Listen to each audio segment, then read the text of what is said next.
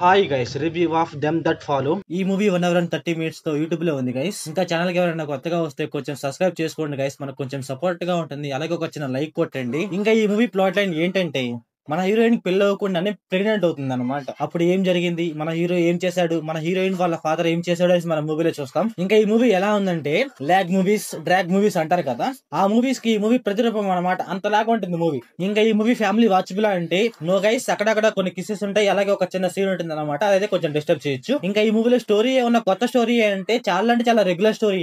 కాకపోతే మూవీలో డ్రామా ఏమన్నా బాగుంటుందా అంటే ఆ డ్రామా కూడా బాగుండదు. మూవీలో స్టోరీ ఏమన్నా ఒక స్టోరీ అంటే కాదు గైస్, మూవీలో అయితే 2 స్టోరీలు నడుస్తూ ఉంటాయి అనమాట. ఒకటి ఏంటంటే ప్రెగ్నెన్సీ అనమాట, ఇంకోటి ఏంటంటే మన హీరో మీద ఒక కేసు ఉంటుంది అనమాట. ఆ కేసు ఏంటి అనేసి మీరు మూవీలో చూసి తెలుసుకోవాలి గైస్. ఇంకా మూవీలో సౌండ్ ఎఫెక్ట్స్ అయితే చాలా అంటే చాలా బాగున్నాయి గైస్. అక్కడక్కడ చిన్న చిన్న సౌండ్ ఎఫెక్ట్స్ ఉంటాయి గైస్, అవి అయితే చాలా అంటే చాలా బాగుంటాయి అనమాట. ఇంకా మూవీలో లాస్ట్ లో ఒక 20 minutes కొంచెం బాగుంటుంది అనమాట. అది కూడా స్నేక్స్ చూపించి కొంచెం డిఫరెంట్ గా కొంచెం బాగుంటుంది అంతే. ఇంకా మూవీ మొత్తం కేసు అంటారు, ప్రెగ్నెన్సీ అంటారు, అదంటారు ఇదంటారు, డొల్ అనమాట.